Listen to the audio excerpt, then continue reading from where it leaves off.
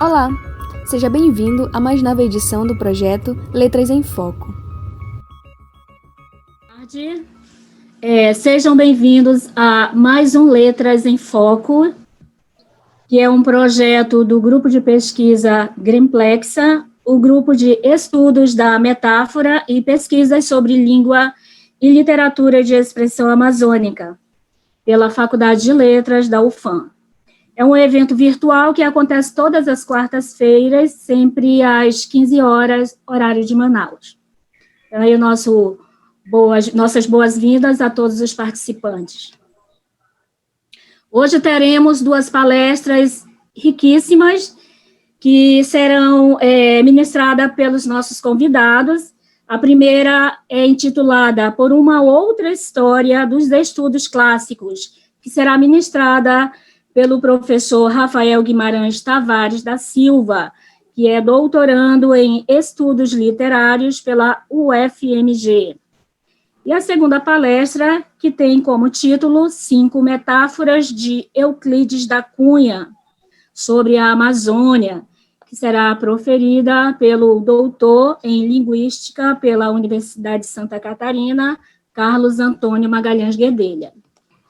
O professor Rafael Guimarães Tavares da Silva é estudante de Língua e Literaturas Clássicas, grego antigo, doutorando pelo pós-lit da UFMG, com interesses que vão da filosofia e da história antigas e contemporânea, à teoria da literatura, além de teoria e prática da tradução e da educação.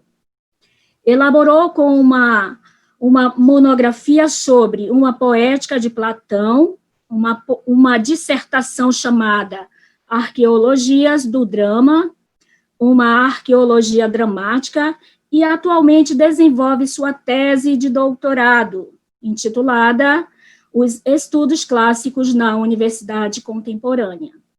Atuou como co-organizador do Seminário de Estudos Clássicos e Medievais, ligado ao NEAM pela UFMG. Trabalhou como professor substituto de grego antigo na FALE, UFMG, em 2019. Atua desde 2016 no apoio pedagógico da mesma universidade com as seguintes disciplinas: Linguística Comparada, Literatura Comparada, Introdução aos Estudos Literários e Teorias da Narrativa, Literatura Clássica, editor da tese B1, Revista Discente de Pós-Graduação em Letras, Estudos Literários, pós-lit, pela mesma universidade. Co-organizador, em parceria com a professora Heloísa Pena, no livro Ensaios de Vivências de 2020, com a palestra Por uma Outra História dos Estudos Clássicos. É com você, professor Rafael.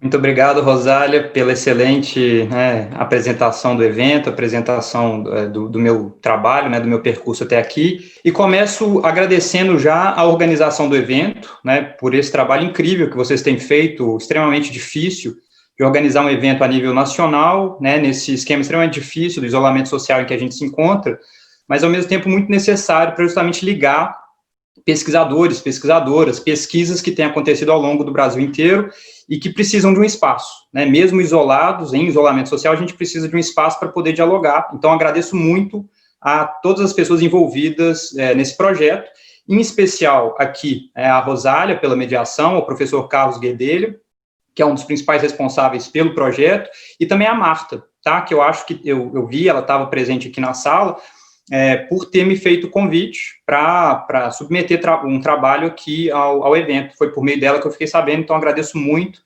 ela ter partilhado esse convite comigo. Vocês vão ver, essa minha apresentação se chama Por uma Outra História dos Estudos Clássicos, outra entre parênteses, porque eu, com isso, quero fazer referência à possibilidade de pensar não apenas mais uma história dos estudos clássicos, ou seja, da ordem da adição, mas sim uma outra no sentido de uma alternativa. tá? Então, de uma que venha, de alguma forma, trazer um olhar diferente. Vocês vão ver logo mais do que eu trato, né, ao longo da exposição. E eu começo dizendo que os estudos clássicos no Brasil, mas no mundo como um todo, junto com as humanidades, têm sofrido uma espécie de ataque constante já há algumas décadas, né? Isso no Brasil ficou muito claro nos últimos anos e, enfim, nos últimos meses se intensificou ainda mais.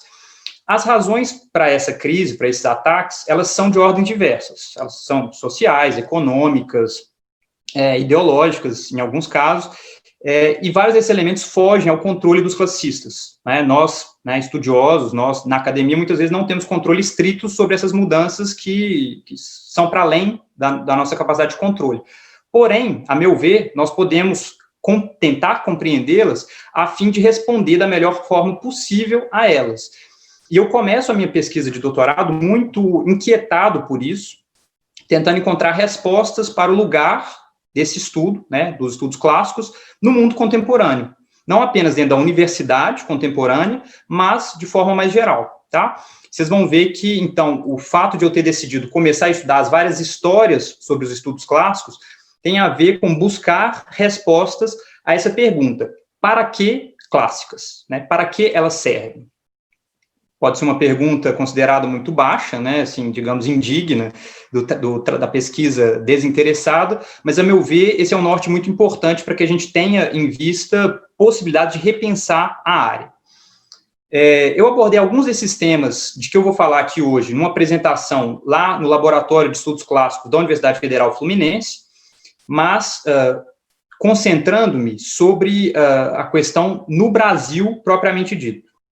Aqui eu vou fazer um sobrevoo pelas várias histórias dos estudos clássicos, e aí a ênfase vai ser bastante europeia, tá? Porque a gente não tem uma tradição no Brasil de escrita da história dos estudos clássicos. Eu, inclusive, falo disso lá.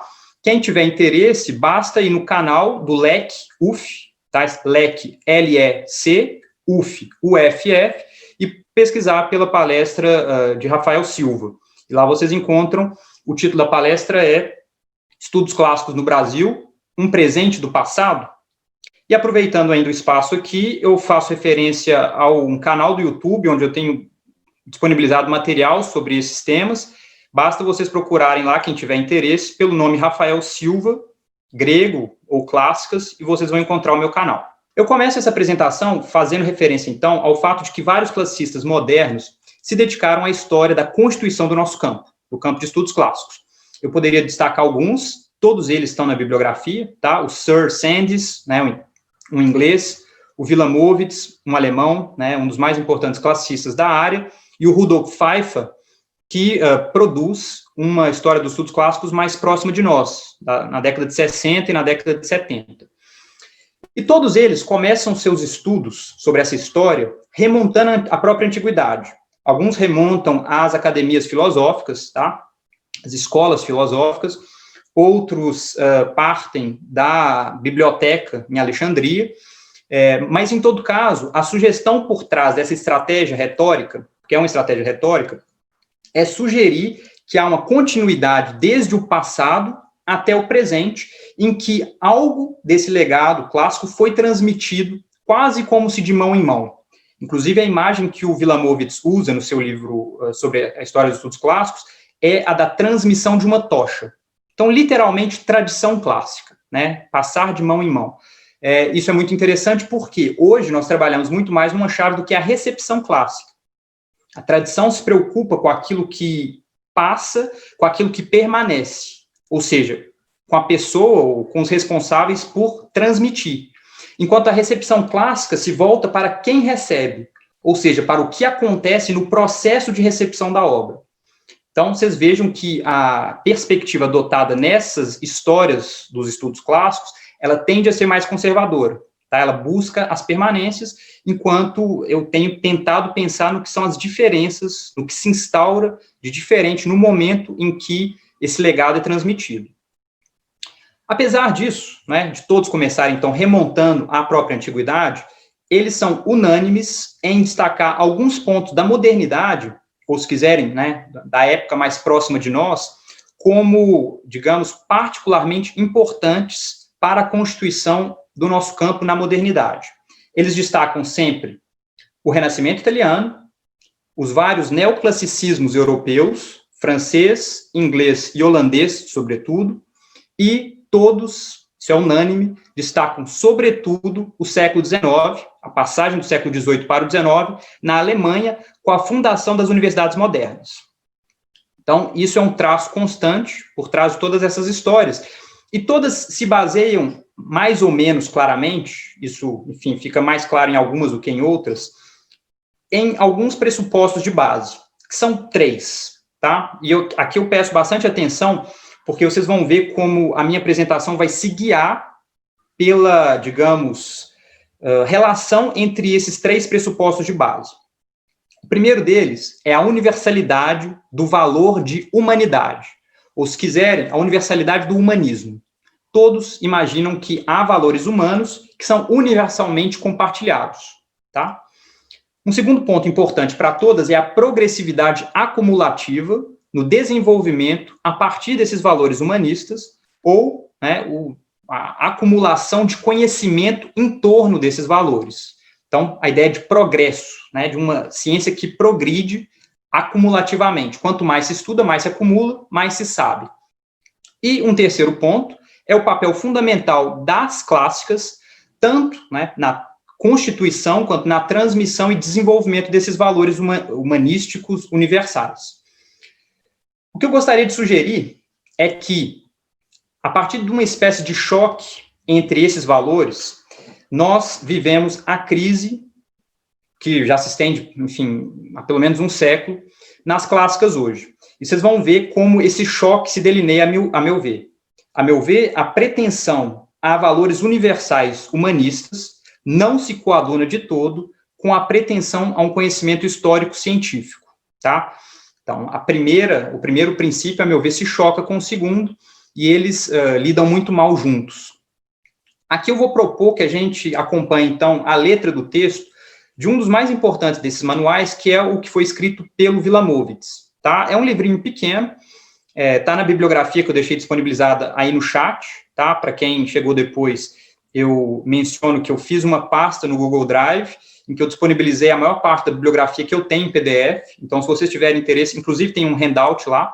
Então, se vocês tiverem interesse em saber mais sobre uma passagem, conhecer mais sobre um autor, esse material está disponibilizado lá. E o Wilamowitz adota a seguinte estratégia, como eu já mencionei na sua exposição sobre a história dos estudos clássicos. Ele destaca o Renascimento, mas vejam as nuances da forma como esse destaque é feito. Aqui eu cito o Wilamowitz.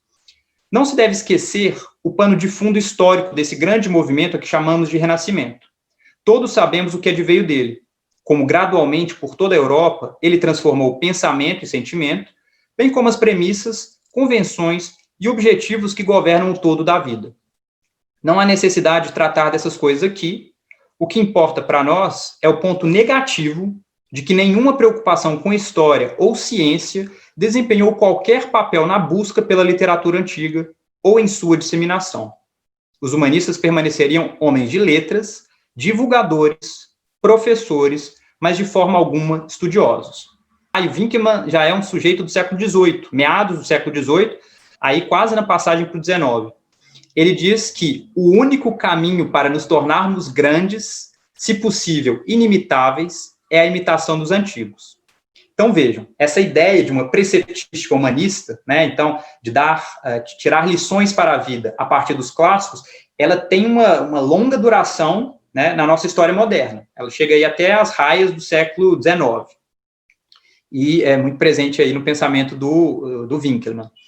Contudo, no mesmo trecho que eu acabei de citar do Wilamowitz, ele recusa um papel importante para o Renascimento, dizendo que não houve ali uma preocupação com a história.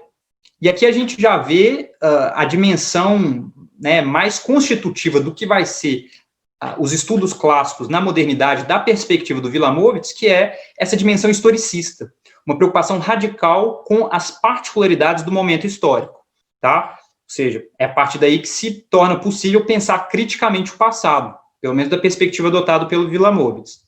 Então, vejam, Renascimento, importante, mas não tanto. Vejam que ele fala na sequência, não é? Então, sobre a continuidade dessa evolução, ou desse desenvolvimento dos estudos clássicos. Cito mais uma vez o Wilamowitz. Qualquer um que reflita sobre esses desenvolvimentos históricos saudará a França como a sede da ciência nesses séculos, pois o Renascimento francês alçou o humanismo depois de ele ter atravessado da Itália ao estatuto de ciência. Ainda assim, não podemos deixar de notar que tal estudo teria morrido sob o próprio florescimento do classicismo francês, como quase acontecera antes, no ápice do período gótico, se outras nações não tivessem apanhado a tocha e reanimado o seu fraco lume. Vejam aí a metáfora de que eu falei, né, a transmissão da tocha como uma forma de transmissão desse conhecimento desde os antigos, a necessidade de manutenção da sua chama para que ela possa brilhar até a modernidade. E o Wilamowitz reconhece, né, explicitamente alguns classicistas desse período como muito importantes para a instituição do que ele então entende como ciência, né, em alemão Wissenschaft, ou seja, a ideia de uma progressividade acumulativa de conhecimento seguro sobre o passado. E ele destaca nomes como os de Guillaume Budet, né, que tem um estudo importante sobre as moedas, sobre lexicografia, o José Scaliger, que tem estudos importantes sobre cronologia, tá? E o Isaac Casaubon, a gente poderia citar outros, tá? O Richard Bentley, estudo de crítica textual, mas o que importa é, da perspectiva do Wilamowitz, e isso não diz respeito à perspectiva desses estudiosos, né, nos séculos XVI e XVII, mas da perspectiva do Wilamowitz, há, a partir daí, o início de uma acumulação de conhecimento sobre bases seguras. Mas, né, como vocês notaram pela última citação que eu fiz, ele já sugere que esse trabalho em ambiente neoclássico, ele fala ali da França, mas logo mais a gente vai ver, ele menciona a Inglaterra e os Países Baixos também, né, a Holanda, não teria sido o suficiente para a manutenção da chama, para a manutenção dessa tocha do conhecimento, tá? Todas essas histórias dos estudos clássicos reconhecem esse momento como um momento importante, em que a sociedade mundana, digamos, né, não erudita, ainda era muito influenciado pelo contato com as clássicas. Eles citam, por exemplo, a questão da querela dos antigos e modernos, que, enfim, começa, de certa forma, na Itália, mas tem a sua manifestação mais forte na França, eventualmente chega na própria Inglaterra, e que indica muito bem o embate, né, de narrativas entre esses que defendiam inveteradamente o passado, né, os clássicos, os autores clássicos, e esses que defendiam, seja autores modernos, seja abordagens modernas, tá? E, enfim, a depender de como essa querela é encarada, ela pode ser vista ou não como um momento arriscado para a preservação dos estudos clássicos. O Wilamowitz sugere isso, né? Quando ele diz ali que o fraco lume quase se apagou, está dizendo, a querela culminou quase com a ruína das clássicas, a perda, né, diante dos modernos. E aí fica a pergunta, né? Como então as clássicas se salvaram? A gente aí lendo essa grande narrativa monumental proposta pelo Wilamowitz. E eu cito aqui, mais uma vez, esse estudioso, quando ele diz, apesar do ímpeto dado aos estudos gregos na Inglaterra e na Holanda, eles jamais teriam tido sucesso em se tornar um estudo científico assim, pois nada pode permanecer se não for construído na rocha do conhecimento linguístico. O fator decisivo para isso foi o despertar de um novo espírito na Alemanha, que teve um efeito igualmente poderoso na poesia e na filosofia. Os homens desse segundo renascimento descobriram o imortal gênio grego, ao qual eles próprios se sentiam relacionados e ansiosamente sorveram de sua vida, o elevado evangelho de liberdade e beleza. Isso conduziu inevitavelmente ao envolvimento com poesia grega e escultura, que pouco a pouco se converteu em estudo científico e finalmente atingiu o método histórico. Foi apenas com a ajuda desse último que a gramática dos antigos foi, enfim, deixada para trás e a via foi aberta para um real entendimento do passado, não apenas da antiguidade. O trecho é muito denso, né, mas ele é muito importante para o meu argumento, porque, da perspectiva do Wilamowitz, o estudo de fato científico da antiguidade, embora, enfim, tenha tido predecessores ali no momento anterior, só começa, de fato, com a preocupação historicista que se estabelece a partir desse momento. Ele cita alguns nomes, né, a gente poderia pensar, inclusive, em outros, mas preocupação com a especificidade histórica constitui, para o Wilamowitz, o fator determinante da dimensão crítica dos estudos clássicos na modernidade. Quase como se o que viesse antes não fosse estudos clássicos propriamente dito, porque faltaria essa dimensão de uma preocupação com a história, tá? E aqui a gente pode entender esse historicismo no sentido do que define lá o Gunther Scholz, tá? Que é um estudioso da história importante, quando ele diz que historicismo pode ser entendido como transposição do modo histórico e genérico de percepção para todos os fenômenos da cultura, tá? Então é tentar entender todos os fenômenos da cultura em chave histórica, né? Levando em conta elementos da história dentro de um contínuo histórico. E essa é uma das correntes fortes, né? Enfim, existem várias vertentes dela, mas uma das vertentes fortes dentro do pensamento alemão do século XIX, tem predecessores lá no Vico, né, na Ciência Nova do Vico, o próprio Winckelmann, quando ele institui a sua história da arte antiga, ele busca periodicizar essa arte antiga, mas a gente poderia mencionar outros nomes, tá? Importantes para nós da área de letras, como o Lessing, o Herder, os Schlegel, né, os irmãos Schlegel, que inclusive tem trabalhos na área de linguística, o Humboldt e o Hegel, né, o filósofo aí da história, né, a gente pode dizer. Na área de clássicas existem muitos nomes importantes também, mas o que me interessa é essa ideia de que eles finalmente deixam de compreender apenas a antiguidade fechada em si mesma e passam a compreender o passado, o fenômeno do passado, tá? E essa virada é importante por quê? Porque, nas palavras do próprio Wilamowitz, Homero e Píndaro deixam de ser lidos porque são poemas belos, com lições para a nossa vida, e se tornam fontes históricas. A gente passa a ler Homero, a gente passa a ler, enfim, esses autores antigos, não porque aquelas poesias sejam belas e possam, de alguma forma, nos influenciar no presente, ou nos dar ideias sobre como escrever no presente. Não. Elas interessam porque elas são uma fonte para entender esse passado. Obviamente, esse passado é, a princípio, mantido em seu lugar de destaque, né, seu lugar de importância, mas o passo seguinte ao início do historicismo no século XIX é seus desdobramentos em relativismo histórico. Né? Algumas pessoas podem discordar dessa tese, mas, a meu ver, o historicismo radical, ele leva a um relativismo histórico radical. Tá? E, a meu ver, embora o Wilamowitz não entenda dessa forma, o historicismo entra como um elemento constitutivo das clássicas na modernidade como uma espécie de fármaco, no sentido derridiano desse termo. Por quê? Por um lado, ele garante a sobrevida dos estudos clássicos, a modernização, né? E aqui vale a pena chamar a atenção para o fato de que os estudos clássicos são um dos carros-chefes da formação da Universidade de Berlim em 1810, tá? Então, digamos, o que há de certeza, por assim dizer, no estudo das clássicas, no estudo da antiguidade, e muito de prestígio também, é fundamental para a Universidade de Berlim, que é um modelo, né, que é exportado da Alemanha para o mundo inteiro, como a Universidade da Pesquisa, a Universidade da Constituição de uma educação que, né, desenvolve um currículo por meio da pesquisa e aplica esse currículo por meio da didática, né? Então, aí as duas vias principais da universidade moderna. Em todo caso, o que mais me interessa aqui é que essas coisas não foram imediatamente percebidas desse modo. No momento em que o historicismo entra em jogo nas clássicas, ele é visto como um elemento distintivo, mas capaz de modernizar, de tornar mais seguro o conhecimento. Mas ele não é visto como estando em choque com as pretensões humanistas tradicionais das clássicas. E eu vou mostrar isso para vocês muito claramente agora com uma última citação do Wilamowitz, que é o trecho em que ele fecha o livro dele.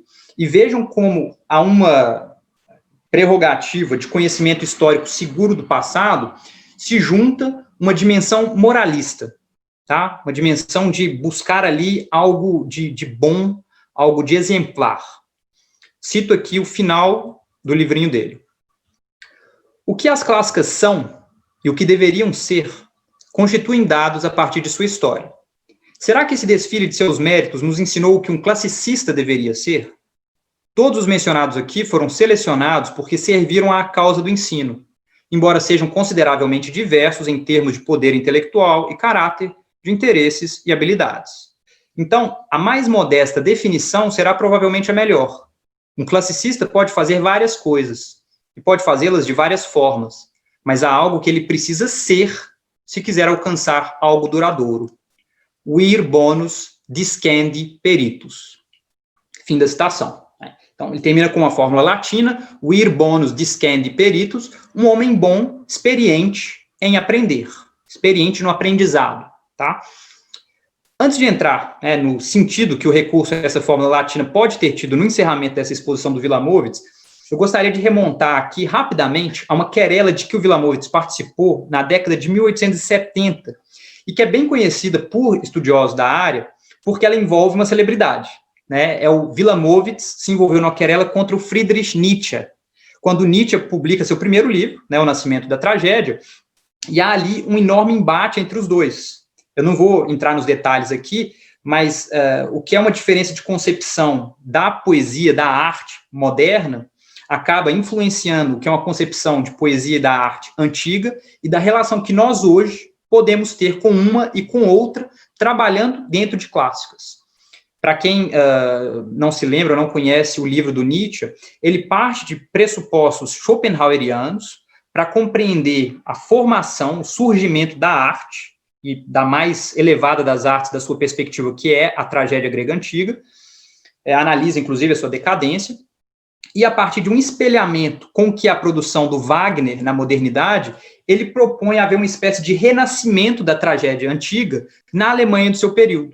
Ou seja, ele parte de pressupostos declaradamente modernos, que é a filosofia do Schopenhauer, ele analisa a antiguidade por meio deles, e depois, a partir dessa análise, ele se propõe a analisar o presente da obra de Wagner, tá? É como se ele estivesse aí discutindo o mais recente dos fenômenos musicais da sua época. E, obviamente, o Wilamowitz se coloca completamente contra tudo isso, ele se mostra contrário tanto ao uso desses pressupostos da filosofia moderna para pensar o passado, tanto quanto com a analogia que ele faz para pensar o Wagner, e, finalmente, com o modo de exposição inteiro adotado pelo Nietzsche. O Nascimento da Tragédia é um livro escrito sem nota de rodapé. E para quem conhece a tradição de clássicas, sabe muito bem que textos de clássicas são eivados de notas de rodapé, textos, às vezes, de 40 páginas, tem 100, 150 notas de rodapé. Então, eu poderia falar sobre isso também, tem livros escritos sobre esse procedimento, sobre essa questão, mas o fato é, o Wilamowitz critica muito Nietzsche, e essa querela leva o Nietzsche, enfim, de uma forma ou de outra, a repensar muito do seu posicionamento enquanto classicista, e ele publica, pouco tempo depois, cerca de 2 anos depois, um livro muito legal, que se chama Considerações Intempestivas, ou Extemporâneas, e nele se encontra um ensaio intitulado Da Utilidade e dos Inconvenientes da História para a Vida. Eu quero me apoiar aqui rapidamente, nessa parte final da minha exposição, nesse texto, porque aí o Nietzsche promove 3 formas de nos posicionarmos com relação à história, de nos posicionarmos no presente. Aqui eu cito, só para ficar claro o que ele quer dizer com isso. Lembrem-se, o Nietzsche, aí já flertando muito com a filosofia, está pensando a vida, mas, ao mesmo tempo, questões universitárias, questões de epistemologia lá do seu período. Ele diz que a vida tem necessidade de ser servida pela história é um fato de que é necessário ter consciência, bem como do princípio que havemos de defender mais tarde, de que um excesso de história é prejudicial ao ser vivo. A história é própria do ser vivo por 3 razões. Porque é ativo e ambicioso, porque tem prazer em conservar e venerar, e porque sofre e tem necessidade de libertação. A esta tripla relação corresponde a tripla forma da história, na medida em que é possível distingui-las. História monumental, história tradicionalista ou antiquária, história crítica. Então, vejam, são 3 formas de lidar com a história. A monumental busca no passado meios para construir algo no presente, monumentalmente.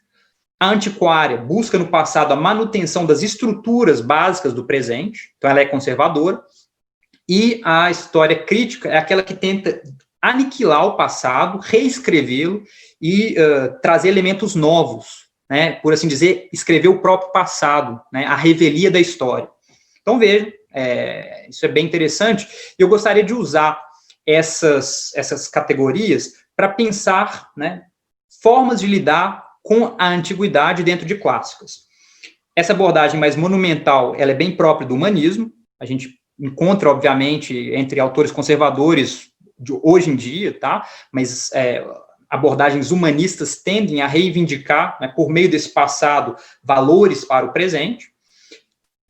O historicismo, obviamente, é antiquário, né? Ele preza pela manutenção do passado enquanto tal, sem qualquer relação com o presente, e a gente poderia pensar em modalidades críticas de história que estão cada vez mais em voga, né? Já no século passado inteiro, a gente tem várias propostas nesse sentido, mas nesses últimos meses a gente tem visto uma verdadeira explosão de uma busca de reescritura da história em chave crítica, tá?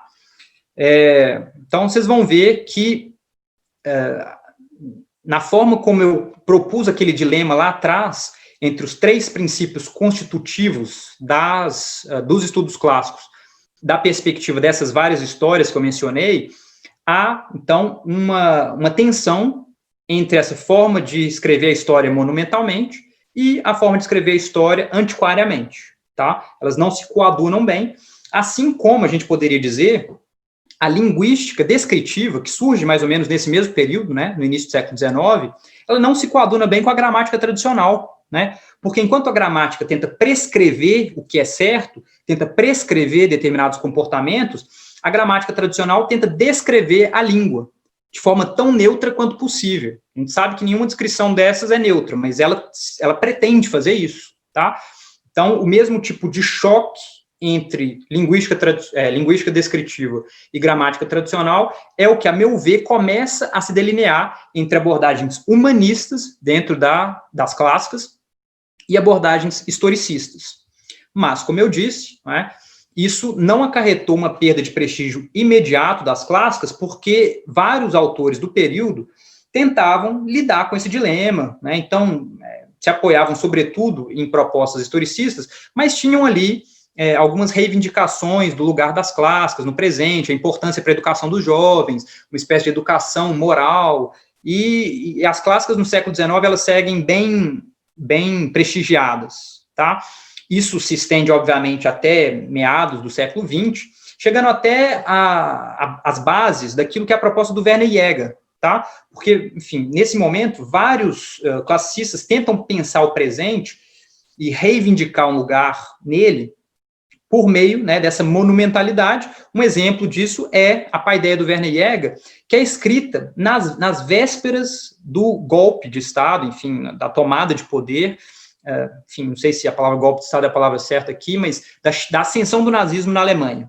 Tá? Em 1933, o Werner Jäger, em 1926, já começa a propor uma série de palestras defendendo a ideia de um terceiro humanismo, em que a presença das clássicas na educação é concebida como um elemento absolutamente fundamental, tá bem? E aí, o que me interessa nessa questão do Wilamowitz, do Jäger, é o seguinte: a paideia do Jäger, ela é concebida como uma educação para o presente, mas ele lida com o dilema de ser historicista.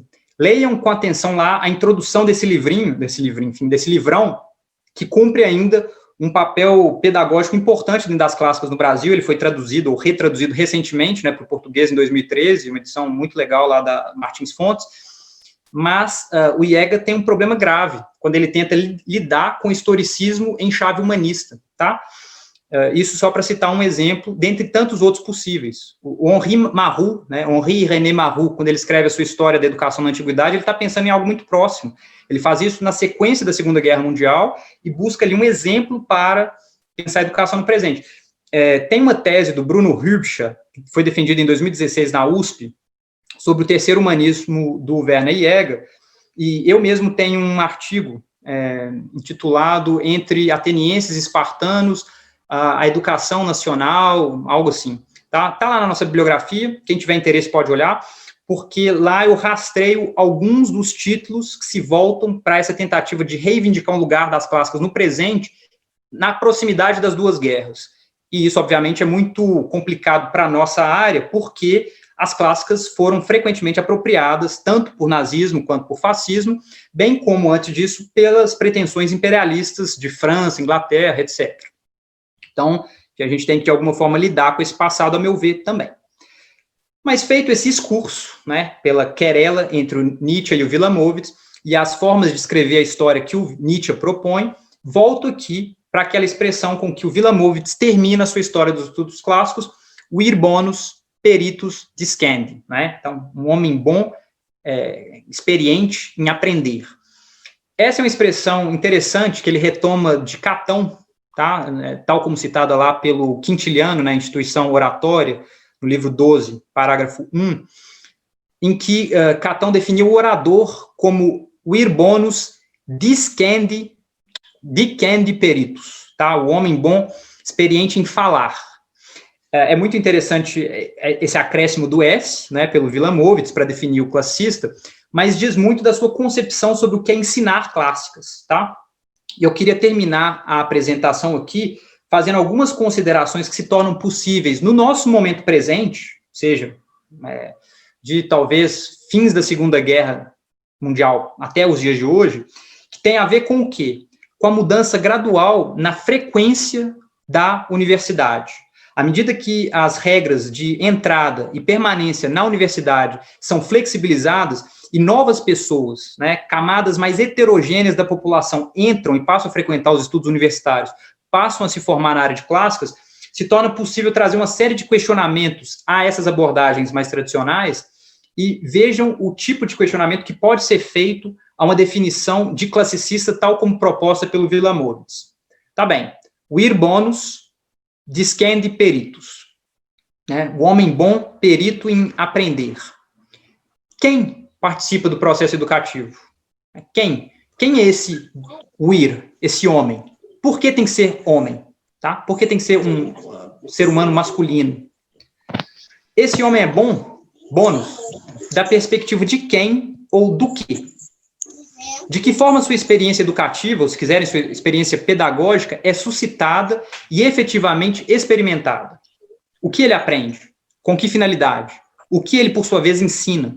Tá? Então vejam como é possível questionar todos os elementos da definição que o Wilamowitz traz e que passam, né, quando você tem ali um público muito homogêneo, como dados de partida. A partir do momento em que a composição do público universitário passa a contemplar aos poucos, a gente sabe, é bem gradual, mas aos poucos, mulheres, pessoas não brancas, pessoas oriundas de ex-colônias, lá no caso da Europa, LGBT, né, pessoas de outras orientações sexuais e outros grupos tradicionalmente deixados à margem, as diferenças que são apagadas pelo tratamento mais tradicional, mais homogeneizador, passam a surgir, passam a reivindicar um lugar, tá? Então, as pessoas passam a se questionar, quem é esse vir bonus, né, discendi peritus, de que fala o Wilamowitz? Quem é o sujeito universal, subjacente ao pensamento de filósofos como Platão, Aristóteles, Descartes, Kant, Hegel e tantos outros? Né? O que é essa universalidade que eles pretendem? E aí, justamente, surgem as possibilidades para uma forma de abordar a história criticamente, tá? A meu ver... Professor? Sim? 4 minutinhos. Tá bem, Rosália, obrigado. A meu ver, há, então, uma espécie de oportunidade criada pelo historicismo, né? O historicismo, ele inaugura, como eu sugeri antes, né, essa espécie de fármaco, a possibilidade de que a atenção a detalhes do passado passem a ser levados em conta, possibilitando de uma perspectiva epistemológica que novas perspectivas, não mais a hegemônica, monumental, tradicional, sejam escutadas, reivindiquem um lugar.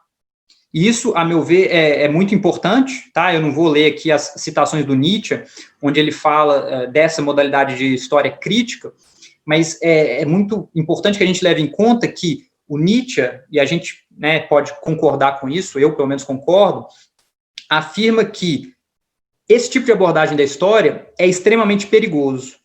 Ele promete muita coisa, e ele pode ser reivindicado em alguns momentos, sim, porque em alguns momentos é preciso reescrever a nossa história, mas ele diz que é muito perigoso quando a gente apaga a nossa história e esquece determinados elementos do nosso passado, porque eles continuam presentes, só que inconscientemente, e inconscientemente eles nos afetam, tá? Além disso, ele fala que a gente não sabe direito o ponto de parar, a gente não sabe onde parar de reescrever a história, e o risco é que a gente acabe danificando a própria vida, não é? Por meio desse processo de autofagocitose, sei lá, né, digamos, se consumir nesse processo, tá? Mas o que me interessa, né, encerrar aqui a apresentação hoje é dizer o seguinte: nós nos encontramos nesse momento em que reescritas da história em chave crítica estão cada vez mais em voga. Só que essas modalidades de reescrita, elas têm que se colocar a seguinte questão, que é como elas dão lastro, encontram lastro às suas reivindicações face a todas as outras que passam a existir. Né? Como elas podem reivindicar, ter um lugar de fato diante das outras e não ser simplesmente mais uma que mais ou menos tanto faz. Existem algumas estratégias, tá, que foram elaboradas por essas abordagens. Uma delas é estabelecer uma hierarquia por ordem de relevância da perspectiva para uma compreensão mais aguçada ou crítica do fenômeno histórico. A gente encontra isso, por exemplo, em formas radicais de marxismo, né, que vão dizer que então, as formas de produção de uma sociedade, de alguma forma, que determina as várias relações superficiais dessa sociedade, mas outras abordagens também, tá, feministas radicais, afrocentristas. E há ainda a mera admissão do relativismo da sua opinião, face às demais, de alguma forma sugerindo a necessidade de um embate, numa arena de ideias, em que o que for mais convincente, for mais persuasivo perante os demais, ganha. Tá? É uma abordagem possível também. Em todo caso, a meu ver, todas essas estratégias precisam promover um movimento de saída do relativismo histórico, situando uma perspectiva específica, se não como a absoluta, pelo menos como diferenciada, e, portanto, privilegiada. Né? Obviamente, esse movimento incorre em riscos também, né? Riscos de apagar a história, de não levar em conta os ditames mais básicos do historicismo e de, eventualmente, até defender uma abordagem monumental da sua própria perspectiva. Mas esses riscos devem ser corridos, e devem ser corridos com consciência. Tá? A meu ver, e aqui eu concluo, o questionamento que fica para o classicista pesquisando, estudando e ensinando em 2020 é o seguinte: como se posicionar diante desse impasse? Né, essa abordagem crítica ou não, ou monumental, ou antiquária da história, como se posicionar com relação a isso? Tendo em vista suas preocupações com o futuro, a partir de seu trabalho com o passado, quais os limites do que um classicista pode fazer no presente? Que toda leitura seja incontornavelmente interessada é algo que a estética da recepção não cansa de revelar, mas quais os limites históricos de tais interesses? Para lidar com essas questões no âmbito dos estudos clássicos, é preciso estudar não apenas a história oficial da disciplina, nesses manuais que eu mencionei aqui hoje, mas também ler nas entrelinhas seus pressupostos silenciosos. Assim, aos poucos, talvez possamos revelar uma outra história desse campo, entre preocupações historicistas, supostas ocupações humanistas e propostas críticas. Nós, classicistas, precisamos tomar consciência de nosso lugar na história para que possamos nos decidir sobre o que lugar podemos ou devemos ocupar na sociedade no presente. E aqui eu termino a minha apresentação. Muito obrigado, desculpa se eu passei um pouquinho do tempo, mas obrigado. Nós aqui agradecemos pela excelente palestra, um assunto que está em voga. Se nós fizermos essa reflexão do contexto atual, do que nós estamos passando na sociedade atual. Para continuar, vamos para a nossa segunda palestra, que será ministrada pelo professor Dr. Carlos Antônio Magalhães Guedelha, pós-doutorando em literatura pela Universidade de Brasília, UNB, doutor em linguística pela Universidade Federal de Santa Catarina, com área de concentração em teoria e análise linguística, mestre em sociedade e cultura na Amazônia pela Universidade Federal do Amazonas, com foco em estudos literários, graduado em letras pela Universidade Federal do Amazonas, com experiência profissional em educação básica em escolas diversas da rede pública e privada de Manaus, é professor da Universidade Federal do Amazonas desde 2005, com experiência na área de letras, com ênfase nas interfaces da linguística e da literatura, trabalhando principalmente com os seguintes temas: diálogos de saberes, teoria e crítica literária, literatura amazônica, metáfora, teorias da enunciação e usos da linguagem, É líder do grupo de estudos da metáfora e pesquisas em língua e literatura da expressão amazônica, o GRIMPLEXA, certificado pelo CNPq. É também autor e organizador de livros diversos de literatura, linguística e poesia. Com a palestra 5 Metáforas de Euclides da Cunha sobre a Amazônia, professor pós-doutorando Carlos Magalhães Guedelha. Então, agradecer ao Rafael, né? É uma honra dividir com o Rafael essa mesa aqui, apesar da distância e tudo. Uma palestra muito interessante aí sobre esse novo olhar em relação aos clássicos, essa nova proposta, muito enriquecedora mesmo, né? A minha conversa não é tão longa, espero que não seja. Preparei alguns slides só para nós darmos uma olhada neles, né? Sobre essa questão das metáforas amazônicas de Euclides da Cunha. Eu selecionei 5 metáforas para nós pensarmos um pouco nelas. Então, são 5 metáforas amazônicas de Euclides da Cunha. Eu quero dar um enfoque nessa minha fala em relação à metáfora conceptual, que foi proposta pelos pesquisadores George Lakoff e Mark Johnson. Eu não vou aprofundar a teoria sobre metáfora conceitual, porque isso não é o meu foco e também o tempo não permite. Mas eu quero apenas içar uns 2 conceitos básicos dessa teoria para nós aplicarmos aos textos do Euclides da Cunha. Na metáfora conceitual, então nós temos que a metáfora e a expressão metafórica são coisas diferentes, né?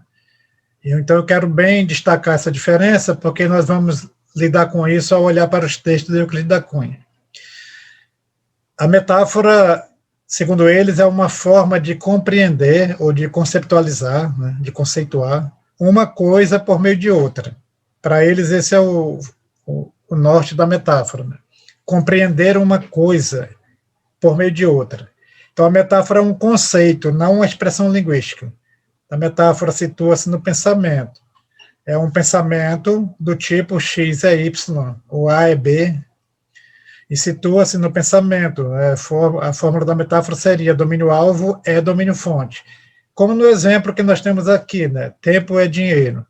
Então, tempo é o domínio-alvo, que é aquilo com o qual eu quero lidar, que eu quero conceptualizar, e dinheiro é o domínio-fonte, que é aquele domínio da realidade que eu utilizo para, por meio dele, compreender o tempo.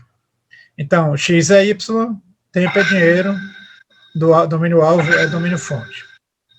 Então, a metáfora, para esses pesquisadores, para essa teoria, ela é uma forma de cognição, uma forma de compreensão. Ela é um conceito e não uma expressão linguística.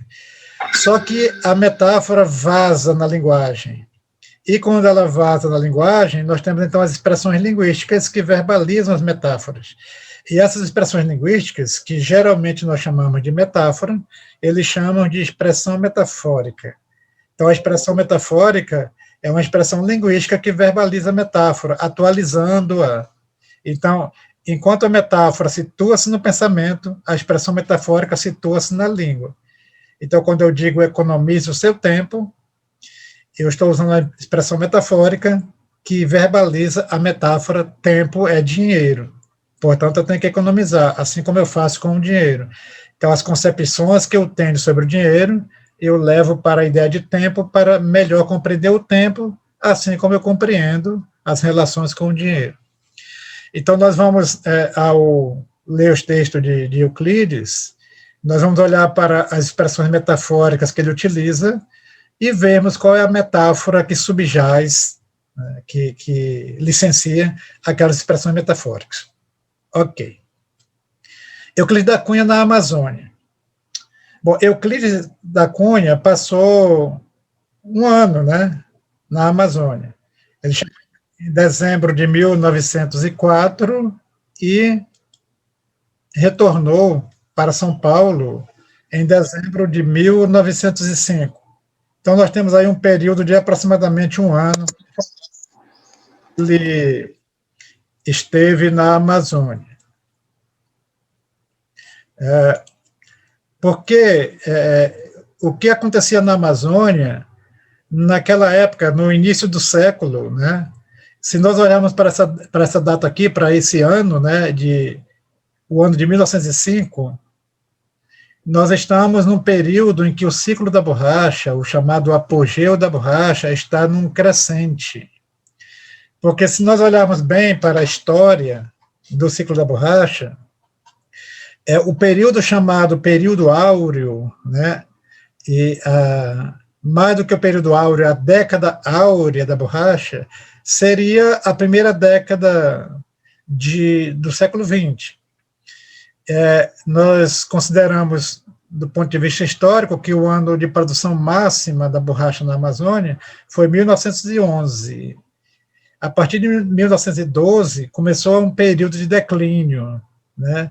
A partir aí já na segunda década do século XX, a economia da borracha entrou em um estado de estagnação.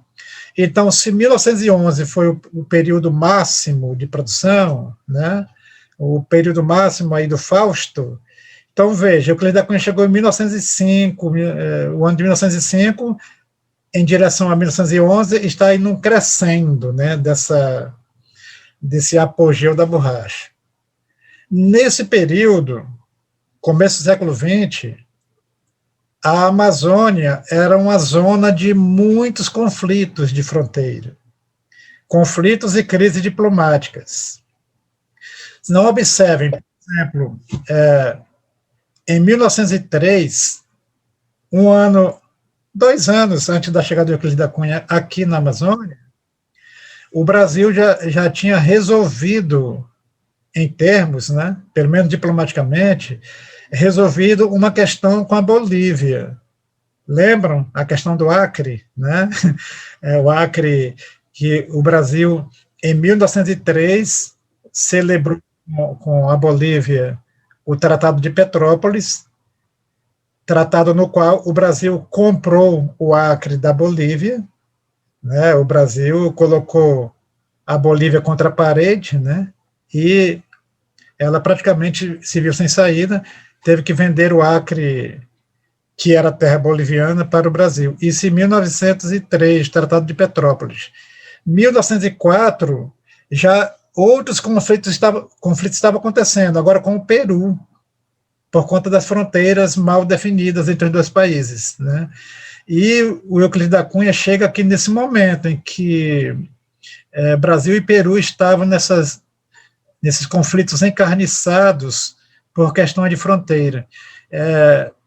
E havia, esses conflitos tinham lances paralelos na região, os conflitos corpo a corpo, né, conflitos sangrentos mesmo, e na capital federal, por meio dos lances diplomáticos, né, tendo à frente o ministro das Relações Exteriores, né, que era o Barão do Rio Branco. Então, assim, era um período de muitos conflitos, a região era um espaço muito conflituoso, e foi exatamente a existência desses conflitos que motivou a vinda do Euclides da Cunha para a Amazônia. O ministro das Relações Exteriores, o Barão do Rio Branco, ele queria alguém que viesse para a Amazônia chefiando uma comissão mista brasileiro-peruana, né? um comando pelo lado do Brasil e um comando pelo lado do Peru, uma comissão mista para vir para a Amazônia, para fazer o levantamento cartográfico do Rio Purus, para dar uma definição para as fronteiras, etc. E o Euclides da Cunha se ofereceu para integrar essa comitiva do lado brasileiro. Ele não esperava, mas acabou sendo nomeado como chefe da comitiva. Ele até se espantou com isso, porque ele queria só integrar a comitiva, e acabou sendo nomeado como chefe da comitiva. E ele veio chefiando essa comitiva, chegou aqui no final do ano de 1904, e passou o ano de 1905 por aqui pela Amazônia. Antes de vir à Amazônia, Euclides já estava interessado no que estava acontecendo na região. Ele escreveu alguns artigos em jornais antes de vir para a Amazônia. Por exemplo, ele escreveu Fronteira Sul do Amazonas, Questão de Limites. A maioria dos artigos que ele escreveu foram no jornal, né? Estado de São Paulo. Contraste e Confrontos, também escreveu esse livro, em que tem partes, tem textos sobre a Amazônia, outros textos mais gerais, né? Mas tem textos sobre a Amazônia. Conflito Inevitável, tratando exatamente dessa questão, Brasil-Peru nas fronteiras, contra os caucheiros. Caucheiros eram extratores peruanos, né? Que se contrapunham aos seringueiros brasileiros.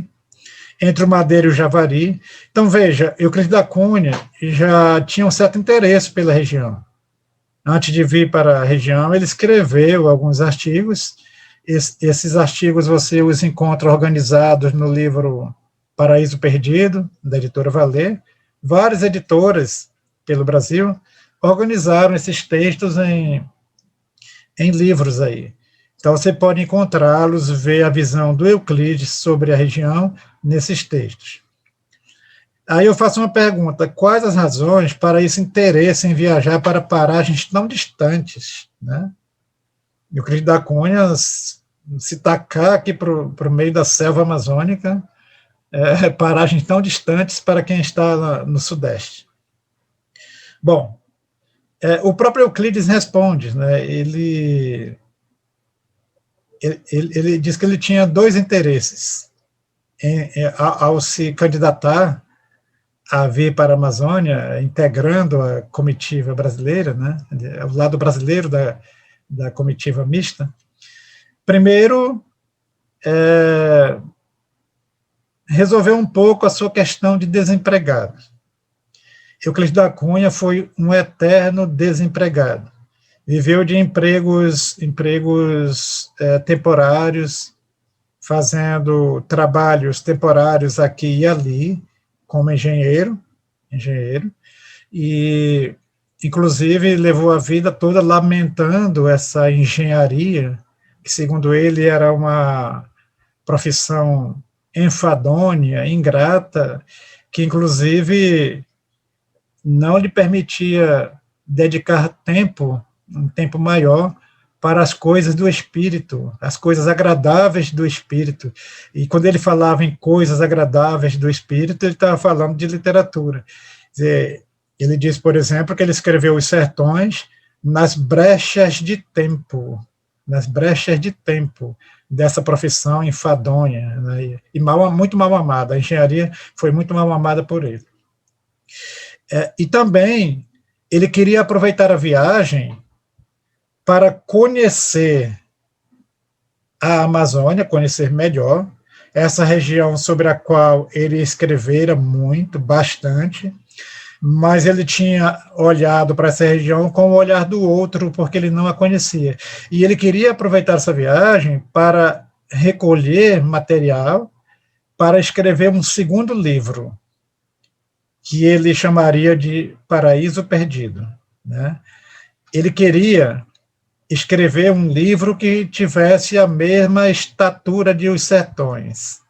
Ele, escrevendo para amigos, ele dizia que uma coisa o atormentava, a de ficar para a posteridade como um escritor que escreveu um livro genial, que foi Os Sertões, mas esse lance de genialidade foi uma coisa episódica, né? É alguém que subiu tão rápido, chegou lá no topo e teve toda uma vida para descer, que ele não conseguiu escrever mais um outro livro do mesmo nível. Então ele queria escrever sobre a Amazônia um livro que ombreasse com o seu livro sobre o Nordeste. Esse livro seria O Paraíso Perdido. E ele coletou muito material mesmo aqui nessa viagem pela Amazônia. Mas o projeto do livro ficou pelo meio, né, incompleto, porque a morte o colheu prematuramente. Todos sabemos a história do Euclides da Cunha. Foi assassinado pelo amante da sua esposa, e o projeto não se completou. Mas ele escreveu vários textos sobre a Amazônia que podem nos dar uma ideia do que seria esse livro, né? Embora uma ideia muito pálida, mas uma ideia do que seria esse livro, Paraíso Perdido. Ele chama o livro Paraíso Perdido de o segundo livro Vingador. O primeiro livro Vingador seria Os Sertões, e que ele chama de livro Vingador, porque através dele ele vingava aquelas populações sertanejas, aquela população sertaneja, aquela população miserável, contra a carnificina do Brasil oficial, né, do Brasil do litoral, do exército brasileiro, contra aquele povo. Ele escreveu esse livro para vingar aquela gente. E, na Amazônia, ele queria escrever O Paraíso Perdido para vingar a Ileia contra as brutalidades que se perpetraram contra essa floresta, né? O que o homem fez com ela, e queria vingar a Ileia. Após a passagem pela Amazônia, Euclides escreveu vários textos também. Logo que ele voltou dos Seringais, ele deu uma entrevista ao Jornal do Comércio, em Manaus, em 29 de outubro de 1905, foi publicado com o título Os Trabalhos da Comissão Brasileira de Reconhecimento do Alto Purus. É um texto bem interessante dessa entrevista. Depois ele escreveu o artigo Entre os Seringais, né, publicado na revista Cosmos, em 1906. Escreveu também o relatório da Comissão Mista Brasileiro-Peruana de Reconhecimento do Alto Purus. Escreveu o prefácio do Inferno Verde, publicado por Alberto Rangel. Escreveu o livro Peru versus Bolívia, publicado em 1907, no Rio de Janeiro. Euclides foi assassinado, ele morreu em 1909. Bom, então, esses textos, além desses textos de artigos, de relatórios e tal, Euclides da Cunha foi muito pródigo em cartas, como missivista. Escreveu muitas cartas. E ele escreveu o livro A Margem da História. Ele não publicou, a publicação é póstuma. Foi publicado logo depois da morte dele. Mas ele rascunhou esse A Margem da História, que seria um embrião do Paraíso Perdido. E nesse livro A Margem da História, embora muita gente pense que esse livro é todo sobre a Amazônia, não é, né? Apenas a primeira parte é sobre a Amazônia, e a primeira parte tem o título Amazônia, Terra Sem História. O resto não é sobre a Amazônia, são textos mais gerais, faz sobre a América do Sul, sobre a Alemanha, sobre muita coisa, ele, assim, como humanista e tal. Mas a Amazônia, Terra Sem História tem os seguintes textos: Impressões Gerais, Rios em Abandono, Um Clima Caluniado, Os Caucheiros, Judas Asveros, Brasileiros e a Transacriana, em que ele advoga a construção de uma estrada que ligasse o Acre ao Brasil. Então, esse A Margem da História foi publicado postumamente. E dois pesquisadores, Oswaldo Galotti e Valnício Galvão, reuniram a correspondência de Euclides da Cunha no livro que é a correspondência dele, tanto a correspondência ativa quanto a passiva. As cartas que ele recebia e as cartas que ele enviava, escrevia muito para amigos, parentes. Então, as cartas dele estão reunidas nesse livro, Correspondência de Euclides da Cunha. Uma coisa interessante, nos relatórios, nos artigos, nas entrevistas, nas cartas, a gente percebe Euclides da Cunha como um metaforista, considerando o metaforista como o indivíduo que usa a metáfora de forma sobeja, né? Que fala por meio de metáforas o tempo todo. Então, Euclides da Cunha é um grande metaforista. Até mesmo nas cartas, até mesmo nos relatórios oficiais, relatórios técnicos, você vê ali um sem número de metáforas, até nas conversas com amigos, nas situações mais vexatórias. Tem um caso exemplar, por exemplo, de um filho que ele, né, logo que ele voltou da Amazônia, a mulher estava grávida, tinha um filho, ele passou um ano por aqui, e o menino nasceu louro, né, louro, olhos azuis, e Euclides tinha a tez morena, os filhos todos morenos, e aquele menino nasceu louro, né, muito parecido com o Dilermano, que acabou, por quem ele foi assassinado, né, tornou amante da esposa, né, de Lerman. Então, o menino era cara de Lerman, era louro e tal. E o Euclides apresentava esse menino para os amigos e dizia assim: este aqui é uma espiga de milho que nasceu no meu cafezal. Veja, até aí o cara fazia metáfora, né? Utilizava metáfora. Até para verbalizar uma traição, a suspeita de uma traição, ele o fazia metaforicamente. Então, esta é a espiga de milho que nasceu no meu cafezal. Bom, então vamos ver agora algumas metáforas já mais objetivamente, porque senão a gente não vai conseguir fechar aqui, né? Algumas metáforas que Euclides utiliza. Eu peguei 5 metáforas entre tantas e tantas e tantas e tantas que nós encontramos em seus textos. Primeiro, a Amazônia é uma obra de arte. Veja, a metáfora tem sempre essa estrutura, né? Uma coisa é outra. A metáfora é sempre assim, essa estrutura. Uma coisa é outra. A Amazônia é uma obra de arte. Como que essa metáfora está verbalizada em expressões metafóricas? É claro que as 5 metáforas que eu vou apresentar, a partir desta, elas aparecem verbalizadas por um sem número de expressões metafóricas. Mas para cada metáfora eu coloquei só 2 textos com expressões metafóricas, atualizando essa metáfora, para nós ganharmos tempo aqui. Mas essa metáfora Amazônia é uma obra de arte, ela aparece um sem número de vezes nos textos. Então, vamos ver 2 trechos aqui. O primeiro, é, sem dúvida, o maior quadro da Terra, porém chatamente rebatido num plano horizontal, que mal levantam de uma banda a feição de resto de uma enorme moldura que se quebrou.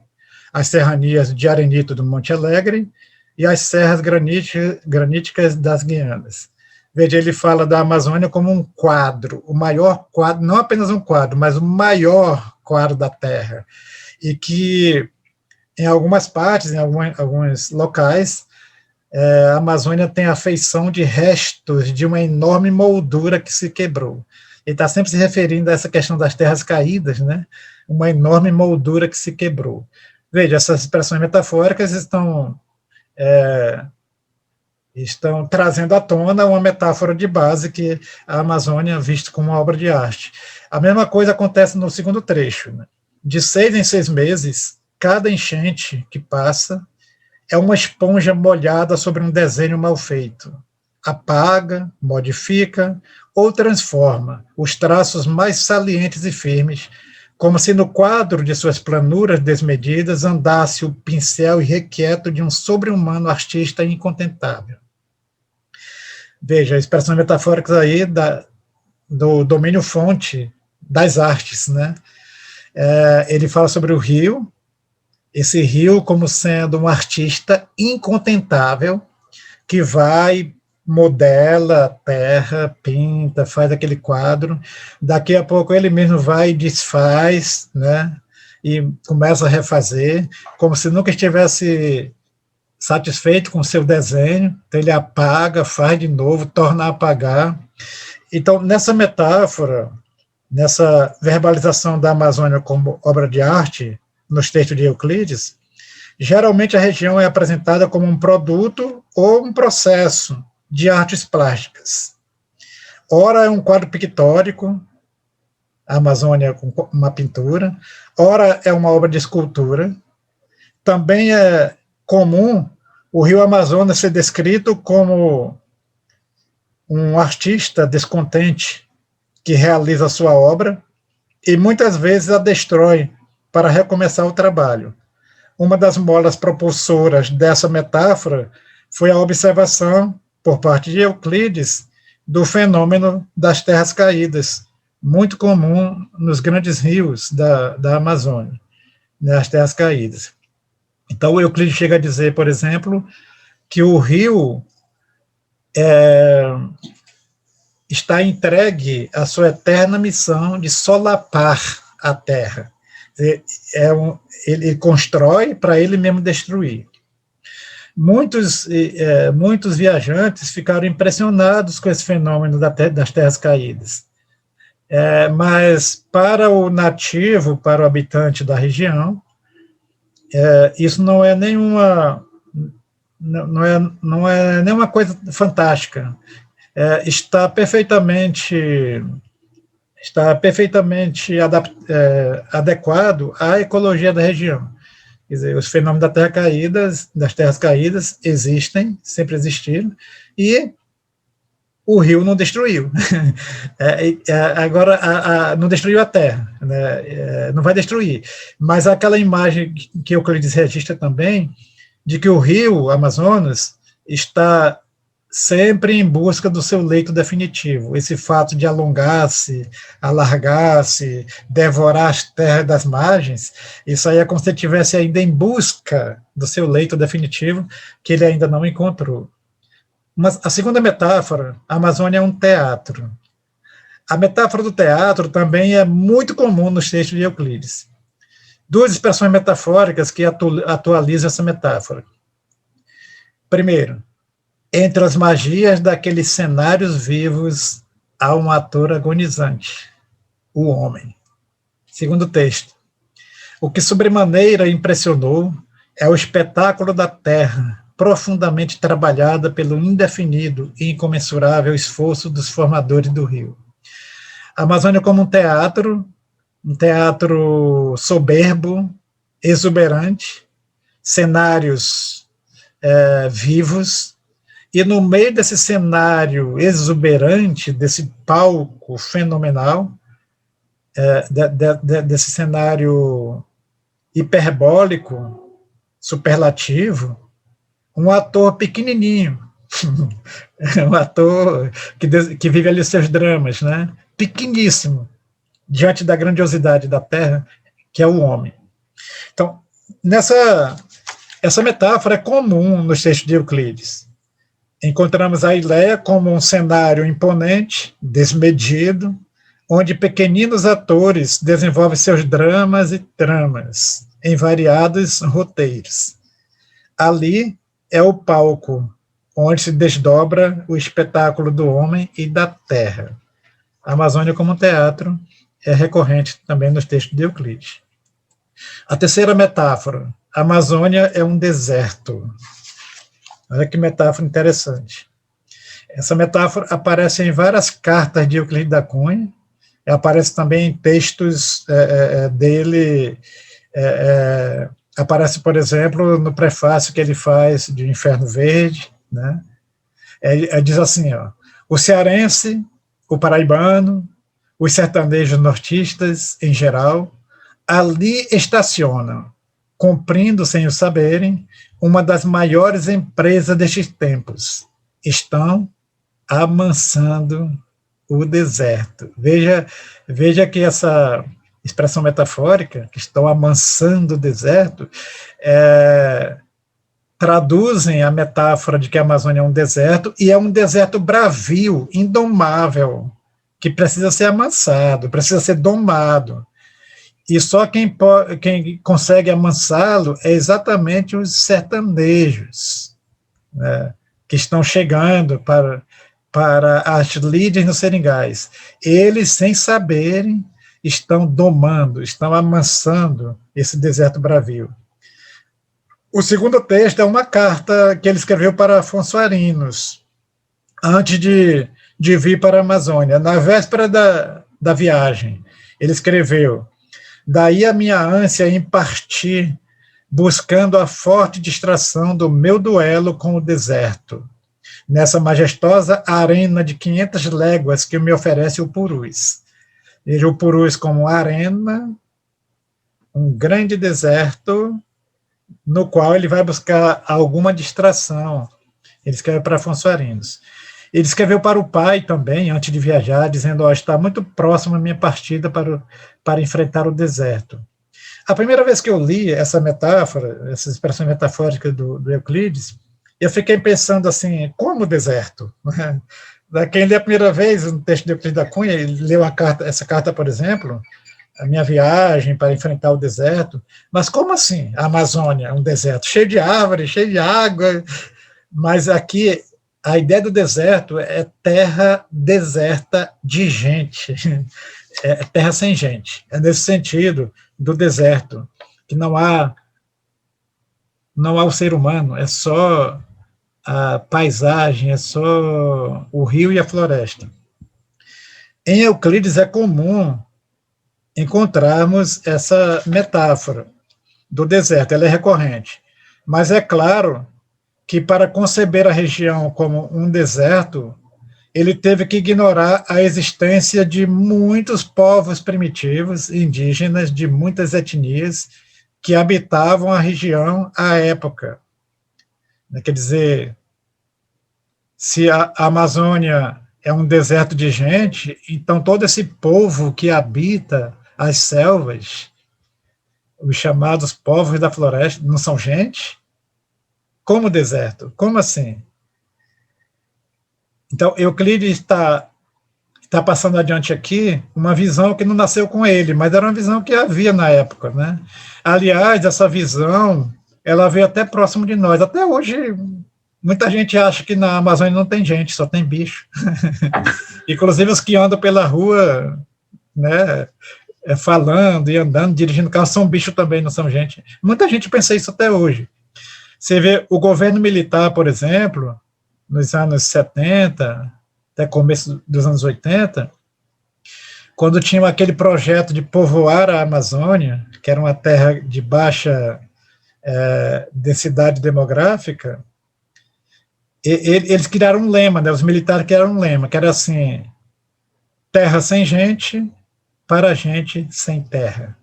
Ou seja, era a Amazônia, para os nordestinos virem para a Amazônia, que aqui era uma terra sem gente. E como lá eles eram gente sem terra, aqui eles iam ter terra sem gente para eles poderem, então, se apropriar, cultivar e assim desenvolver a região. Aí você fica pensando assim, nesse lema governamental, oficial dos militares. Como assim terra sem gente? Como é que pode um governo federal caracterizar a Amazônia como terra sem gente? Isso nunca teve e nunca vai ter cabimento nenhum. Porque existe a realidade da baixa densidade demográfica. Isso é uma coisa. Outra coisa é dizer que a Amazônia é terra sem gente.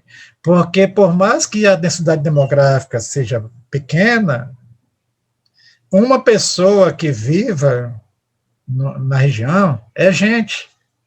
Como assim terra sem gente? Então veja que é uma visão governamental, né, oficial, um discurso, uma discursividade sobre a região que chega até bem perto de nós. Até hoje há uma discursividade sobre a região nesse sentido, né? A Amazônia é mostrada como uma terra de papagaio, macaco, onça, jacaré, cobra, e um espaço, como se fosse um espaço vazio de gente, deserto de gente. Tá, então, assim, essa visão do deserto, em relação a uma densidade demográfica tão baixa, era sempre uma grande tentação. E era renitente, se repetia em vários autores. Uma terra imensurável, deserta de gente, desabitada, etc. A outra metáfora, a quarta metáfora, a Amazônia é um livro que aparece também com muita frequência. Duas expressões metafóricas destacadas aí para demonstrar essa metáfora. A Amazônia é a última página ainda a escrever-se no Gênesis. Outro, a história ali parece um escandaloso plágio da natureza física. Verbalizando, né, aí a metáfora de que a Amazônia é um livro, e não é um livro pronto, produto, é um livro em processo, é um livro que está sendo escrito. Então, essa ideia da terra em formação. Então, é um livro, mas não é um livro pronto para ler, é um livro que está sendo escrito. Inclusive, o próprio livro da criação, né, do princípio de tudo, do Gênesis, ainda está escrito, a última página ainda não se fechou. Ela está sendo escrita aqui na Amazônia. Ela pode ter, o Gênesis pode ter se completado por todo mundo, mas a última página é a Amazônia. E ainda a escrever-se. Quer dizer, não foi escrita, é ainda a escrever-se. Então, veja, Euclides comumente apresenta a região como um livro que está sendo escrito, que está em processo, e dessa forma externa a sua visão da Amazônia como uma terra em formação, inacabada, incompleta. A região ele se mostra como uma página do Gênesis que ainda não foi concluída, uma terra nova, onde tudo está em ser. Ele usa essa expressão, né? Ali tudo está em ser e por ser. É uma terra que ainda não é, ela está em ser, está por ser. A metáfora da natureza e do mundo como um livro é uma imagem bastante recorrente na literatura ocidental. O Curtius diz isso, né? Está presente na literatura sagrada, nos escritos dos filósofos como Voltaire, Rousseau, além dos escritos dos pré-românticos ingleses, dos românticos alemães. Euclides dialoga com esses autores em seus escritos, né? A Terra como um livro que está sendo escrito, que está sendo ainda construído. Bom, e a última metáfora, a Amazônia é uma mulher. Essa metáfora também é muito recorrente. Aliás, é recorrente em vários autores da Amazônidas, inclusive, não só em viajantes. O Márcio Souza, por exemplo, tem um texto intitulado, é um texto teatral, né, dramático, intitulado As Folias do Látex, é uma peça de teatro, As Folias do Látex, em que ele retrata assim, a Amazônia como uma mulher, né? Não a virgem, como o Euclides da Cunha apresentava, a mulher virgem, mas como a mulher deflorada, a mulher violentada, né? Estuprada e tal. Mas aqui duas expressões metafóricas. O artista atinge-a de um salto, a adivinha, contempla do alto, tira-lhe de golpe os véus, denudando-no-la na esplêndida nudez de sua virgindade portentosa. Aqui está falando sobre uma mulher, né? Mas na verdade é sobre a Amazônia. Esse que é o princípio da metáfora, né? Entender X como se fosse Y, entender a Amazônia como se fosse uma mulher, né? É a terra moça, a terra infante, a terra em ser, a terra que ainda está crescendo. A Amazônia é uma mulher. Ora, a mulher, em alguns textos, a mulher infante, a mulher nova, menina, virgem. Em outros momentos, a mulher deflorada, a mulher... Aqui no próprio primeiro texto aqui, já tem essa ideia um pouco da defloração, porque está falando do artista, né? Do homem, quando entra em contato com a Amazônia, né? Com a terra. Ele tira-lhe de golpe os véus. Ele já é uma ação de desnudamento, né? Desvendando-no lá na esplêndida nudez de sua virgindade portentosa. Bom, então nós temos aí 5 metáforas em que a Amazônia brincar aqui como nos anos 80, né, não sei quantos lembram, que tinha uns cartõezinhos, cartões postais, cartões para brincadeira, né, que as pessoas colocavam, amor é, pontinho, pontinho, pontinho, aí a pessoa completava, né, a vida é, pontinho, pontinho, aí as pessoas completavam, né, o mundo é, a pessoa completava. E aqui vamos brincar, então, dos anos 80, a Amazônia é, para o Euclides completar, né. A Amazônia é uma obra de arte. A Amazônia é um teatro. A Amazônia é um deserto. A Amazônia é um livro. A Amazônia é uma mulher. E a Amazônia é muitas outras coisas que metáforas que traduzem essas outras coisas que eu não selecionei aqui, porque eu queria só dar essa amostra. Mas olha só, o Lakoff e o Johnson, eles explicitam que a metáfora sempre cada metáfora seleciona os aspectos da realidade que ela quer iluminar. Uma metáfora nunca abarca por completo um domínio da realidade. Ela sempre faz recorte e seleciona. Então, cada metáfora seleciona um aspecto da realidade e silencia outros.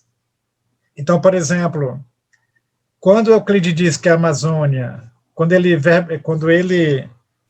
traduz a Amazônia como uma obra de arte, ele está destacando um aspecto da Amazônia, deixando o outro de lado. Quando ele diz que a Amazônia é um teatro, ele já está destacando outro aspecto da Amazônia, deixando outros aspectos em silêncio.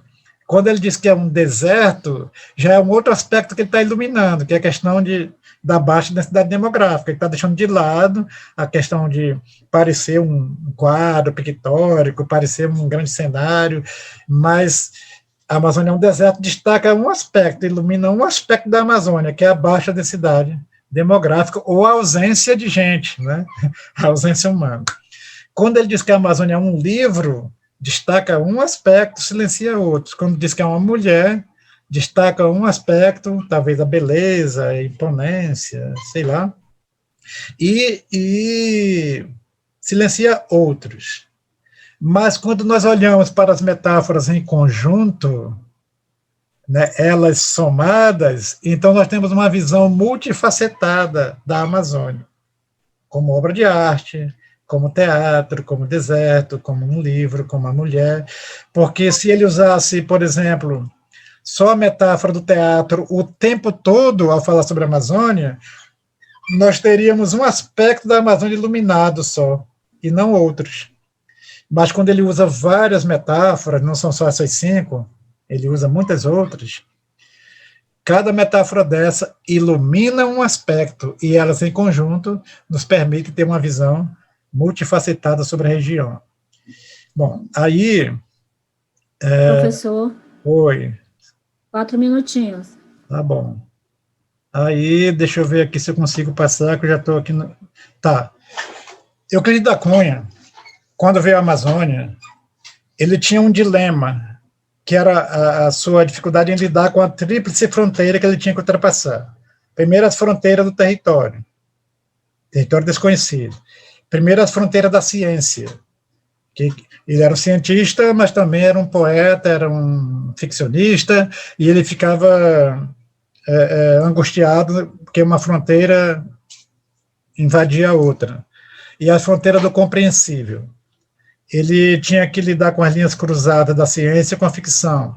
Esse foi um grande dilema do Euclides da Cunha o tempo todo. E a metáfora o salvou das angústias do dilema, porque foi exatamente na metáfora que ele fez essas linhas quase que incomunicáveis na visão da época se comunicarem de forma perfeita. E eu escrevi um poema, eu tenho um livro de poesia titulado Poesia das Fontes, em que eu dedico um poema para cada um dos autores que eu considero minhas fontes de poesia. E uma das minhas fontes de poesia é o Euclides da Cunha. Eu escrevi esse soneto aqui sobre Euclides. O título é Euclides da Cunha, e eu vou terminar com esse poema. A tragédia conduz à piedade, num ato de desgraça e temor. Aristóteles viveu em outra idade, mas parece que previu a tua dor. Nos sertões, na floresta, no deserto, as marcas indeléveis dos teus pés. Revelaste os Brasis não descobertos bem longe dos palácios e quartéis. Um soldado de livros bem armado, jornalista dos mais vocacionados. Na ciência, a paixão de ser artista. Engenheiro com dom de professor. Antropólogo na pauta do escritor. E na arte, o rigor do cientista. Obrigado. Nós vamos agora para os minutinhos finais. Vocês estão me ouvindo? Estamos ouvindo, sim. Sim, vamos para os minutinhos finais. Eu quero aqui agradecer primeiramente ao professor Rafael Silva, pelo tema que ele trouxe para essa palestra, que abordou em 3 pilares, né? à questão da universalidade dos valores humanos, ao progresso em relação ao acúmulo dos conhecimentos ao longo da história, abordando o papel das clássicas como valores universais, com destaque ao Renascimento na transformação do pensamento como o nascimento das letras clássicas.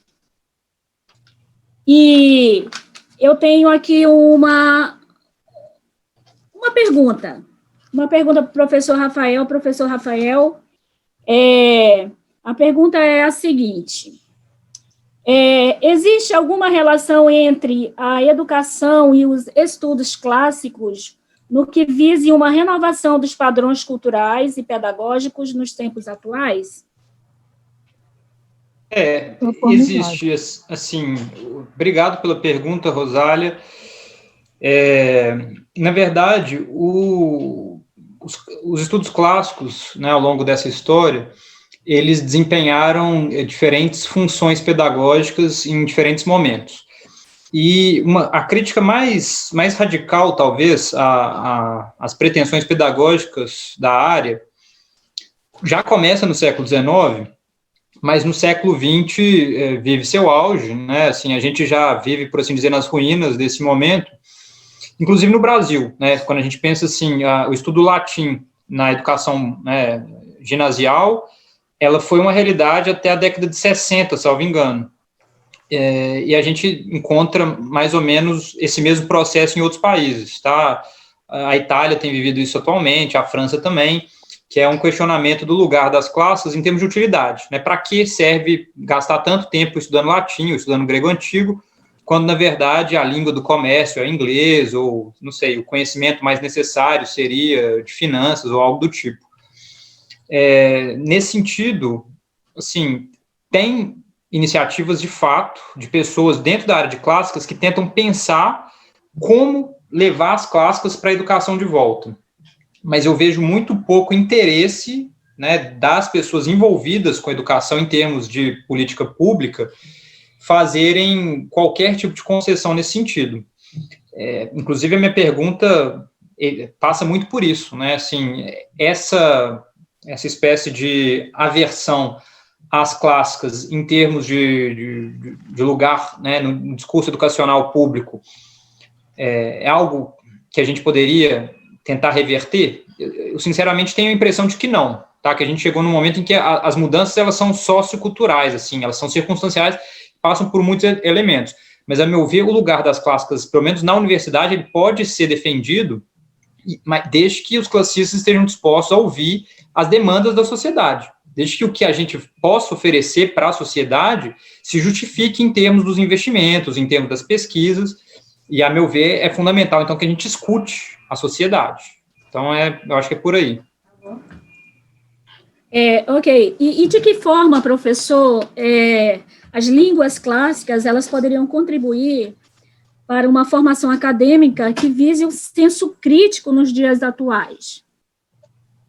Essa também é uma questão muito interessante, porque várias pessoas tentam justificar o lugar das clássicas, ou tentaram ao longo da história, com base na ideia de que, por exemplo, o estudo do latim facilitaria o aprendizado de outras línguas neolatinas, né? Então, o francês, o espanhol, o italiano, e por aí vai. De que o grego ajudaria no domínio de certos campos, né, do vocabulário médico, jurídico, ou, enfim, determinadas áreas do conhecimento. Essa justificativa já foi feita, mas eu acho que a sua entrada hoje, em termos retóricos, de persuasão mesmo, ela é relativamente baixa, tá? Eu acho que a gente pode reivindicar um lugar para o campo das clássicas como um todo, isso pensando língua, literatura, cultura, história, né, as várias sub-áreas afins, dentro dessa chave, então, de um conhecimento do passado, a partir das ferramentas do presente, que nos permita olhar para esse presente de forma crítica e, enfim, de alguma forma, lá na chave do que o Nietzsche chama de uma escrita crítica do passado, tentar pensar um futuro diverso. Então, eu acredito, sim, né, na possibilidade de trazer as clássicas em chave crítica para que elas possam cumprir uma educação, um papel pedagógico importante no presente. Óbvio que pensar em como isso deve ser feito passa por analisar estratégias ou digamos, empreitadas específicas, né? Então, enfim. Ok, professor, muito obrigada. Eu passo agora para o professor Guedelha e parabenizá-lo, né, pelo tema também que ele trouxe nessa tarde de palestra. Agradecemos pela riqueza do tema, um tema, assim, que nós aqui da região amazônica, nós gostamos muito, que são autores que abordam as expressões amazônicas. Professor Guedelha, primeiramente, parabéns, né, pela sua contribuição, e a pergunta é o seguinte: Euclides da Cunha, ele parece não abrir mão da ferramenta da metalinguagem em seus escritos, como se fosse muito crítico de si mesmo e de seus próprios textos. Através das metáforas, é possível que o leitor, fascinado pelos textos euclidianos, ele perceba esses exemplos citados na sequência dos capítulos das obras do autor, ou somente pelas metáforas que se pode perceber esse contexto, digamos assim, através dos relatos, né, quer seja através das cartas, das suas anotações, os relatos de contexto histórico através do autor. Bom, como eu falei, Euclides da Cunha é um metaforista, né? É um grande metaforista. E as metáforas estão em todos os textos dele. A metalinguagem também é uma preocupação muito grande do Euclides da Cunha. Sempre que ele ia escrever um livro, publicar, ou um texto, um artigo, ele escrevia para os amigos para conversar sobre o título. Será que é interessante esse título? Por exemplo, o Paraíso Perdido, ele escreveu para uns 3 amigos, salvo engano, escreveu para o José Veríssimo, que era um crítico literário respeitado na época, amazônida também, né? Porque o José Veríssimo é de Óbidos, né? Natural de Óbidos, no Pará, e perguntando o que você acha desse título, Paraíso Perdido. Será que está bom? Será que... E perguntava também sobre as intenções dele ao escrever esse livro. Você não acha que eu estou sendo muito ousado em querer escrever um livro sobre a Amazônia, nesse nível e tudo? Então, ele tinha essa preocupação constante, essa preocupação metalinguística mesmo. É uma curiosidade aqui, para o professor Guedelha. Euclides da Cunha, ele chamou seus 2 grandes livros, Os Sertões e Um Paraíso Perdido, cada um a seu tempo, de Meu Livro Vingador. Em que consistia essa metáfora? A que vingança se referia em cada caso? Pois eu acho que eu até citei um pouco isso, né? Quando ele escreveu Os Sertões, ele metaforizou Os Sertões como Meu Livro Vingador, né? Porque ele julgava que através dele ele estava vingando as populações sertanejas das brutalidades que foram feitas contra aquela gente, pelo Brasil oficial contra o Brasil não oficial, né? Então ele queria vingar aquela gente, vingar aqueles sertanejos, e o livro então seria um livro, a vingança. Quando ele diz Meu Livro Vingador, isso é uma expressão metafórica. Qual é a metáfora que está na base dessa expressão metafórica? Vingar-se é escrever. Escrever é vingar-se. Essa é a metáfora. Escrever é vingar-se. Então, Meu Livro Vingador é uma expressão metafórica. Assim, através do livro, escrevendo, eu estou me vingando. Me vingando de quê? Me vingando de quem cometeu brutalidade contra essa gente. Quando chega na Amazônia, vejam, o Euclides da Cunha, quando conheceu os seringais da Amazônia, ele ficou em estado de choque, tanto quanto ficou em estado de choque ao conhecer a realidade de Canudos. Porque as situações são semelhantes, né? Antes de ir para Canudos, ele escreveu muita coisa sobre Canudos, mas ele escreveu com o olhar do outro, porque ele não tinha ido lá. Ele escreveu pelo que ele lia de relatório, lia dos militares e tal. Quando ele chegou lá e pôde ver com seu olhar e não com o olhar do outro, ele ficou em estado de choque. A Amazônia, a mesma coisa. Escreveu um monte de coisa sobre a Amazônia, mas sem ter pisado aqui, olhando com o olhar do outro. Mas quando ele viu a situação do sertanejo, aquela mesma gente que ele deixou lá em Canudos, ele encontrou agora aqui no meio da selva, numa situação talvez até pior do que aquela lá. Ele ficou em estado de choque de novo, e agora ele se propôs a escrever um segundo livro Vingador. Escrever a vingar-se, ou vingar-se a escrever. Escrever a vingar-se a escrever. E aí, essa vingança para vingar a selva das brutalidades que se fez contra ela, vingar a Ileia e tal. Então é nesse sentido que ele utiliza. E para finalizar, eu gostaria de passar a palavra aí para o nosso convidado, professor Rafael, para fazer suas considerações finais, e parabenizá-lo mais uma vez pela excelente palestra e deixar as portas abertas quando quiser voltar e nos visitar, será bem-vindo. Obrigado, Rosália. Eu queria agradecer o comentário da professora Maria Sebastiana. Fico muito feliz que a proposta tenha ecoado, né, porque eu sei que o tema, a princípio, ele pode parecer muito específico para algumas pessoas, mas é isso, eu tendo a imaginar que, na minha caminhada, eu parto de algo muito específico, que é a história, enfim, da relação entre Platão e a poesia. Então, eu estudei essa relação entre o filósofo e a poesia, e sempre preocupado com a questão pedagógica. E, aos poucos, eu fui tentando, enfim, cada vez voos mais panorâmicos. E eu gosto de pensar na história dos estudos clássicos como a história da educação, né? Pelo menos até um certo momento essas duas coisas se confundem. E ouvir o relato da senhora, para mim, é muito enriquecedor, porque eu, de fato, tenho vislumbre de algo que já não é mais a nossa realidade, mas que a senhora vivenciou. E, assim, é bonito mesmo ter acesso a esse aspecto da história que enfim, é algo que de fato fica, né? E eu tento fazer um trabalho em direção a isso. Então, agradeço muito ao comentário, agradeço a todo mundo que está responsável por organizar esse evento, é muito legal, assim, uma organização impressionante. Fico feliz que vocês ainda gravem, disponibilizem isso, porque aí a oportunidade de que as propostas aqui cheguem a mais gente é ainda maior. Fico muito feliz com o que a Rosália diz, de poder eventualmente voltar ao FAM, minha primeira participação no FAM. Eu já morei em Porto Trombetas, no Pará, então eu conheço a Amazônia, né, assim, eu tenho experiência da floresta, inclusive muito sublime, no sentido kantiano, assim, de algo que nos deixa realmente sem palavras, né, assim, ver o Amazonas, né, enfim, são coisas realmente impressionantes. Então, muito obrigado, eu eventualmente vou voltar com muito prazer, quiçá, quando a gente tiver vencido a Covid, não é? Presencialmente. Eu tenho muito plano de eventualmente visitar Manaus, gostaria muito de fazer isso. Então, muito obrigado e até a próxima. Grande abraço, boa tarde. Tchau, tchau, pessoal, obrigado. Quarta-feira.